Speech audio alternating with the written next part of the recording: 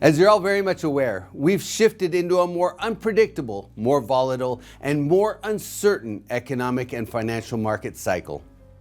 Since mid-February, the stock market experienced a 20% correction to its trough on April 8th.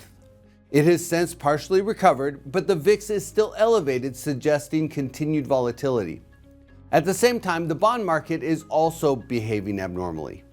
Typically, when the stock market falls and money makes a flight to safety, bond prices go up and Treasury yields fall. And that started to happen after the Liberation Day tariffs were announced, but then demand for bonds eroded and Treasury rates went up. Experts have indicated that this, together with the fall in the value of the dollar, suggests that international investors may be shying away from U.S. investments. So where does capital go when both the stock market and the bond market are simultaneously volatile? Especially as recession and inflation risks are rising. Gold is viewed as a safe haven.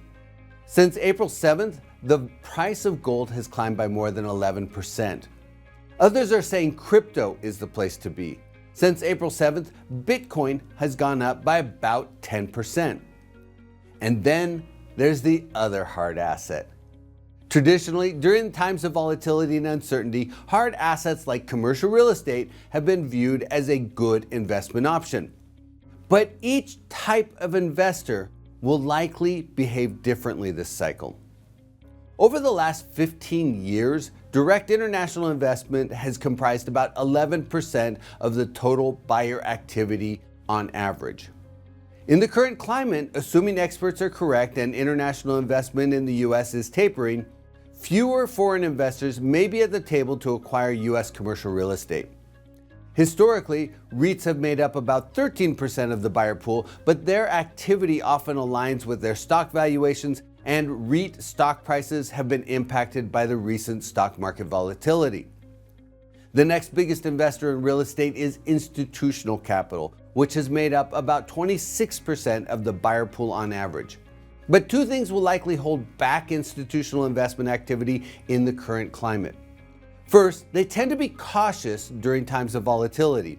And second, they have target portfolio allocations, with a certain percentage of their capital going into the stock market, a percentage going into the bond market, and a designated percentage going into real estate.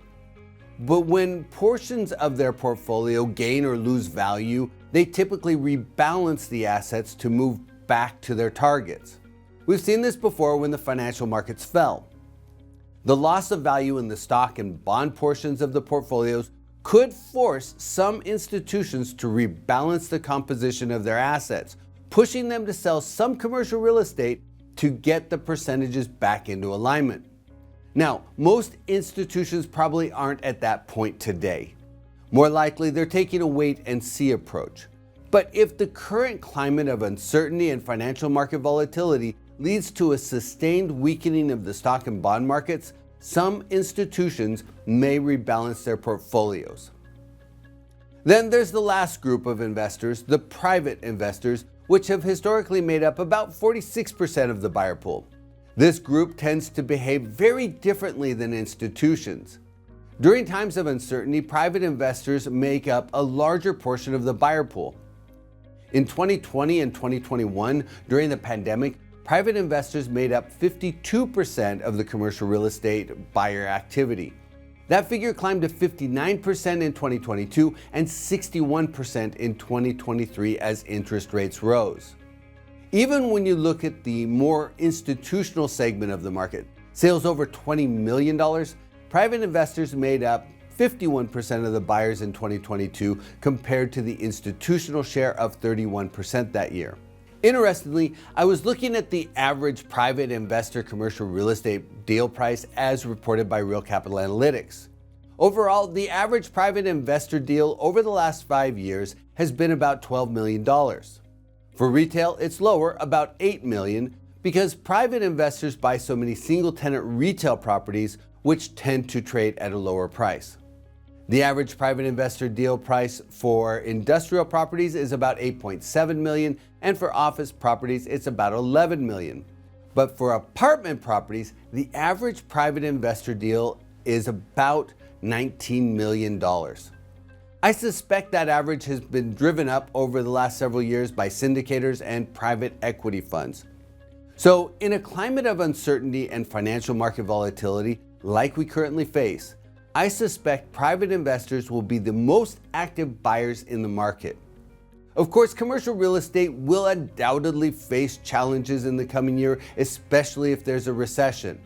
But real estate prices have recalibrated since 2022, and the combination of positive demographics and falling construction levels position this sector to strengthen over the long term. As always, investors need to keep their eyes on the horizon.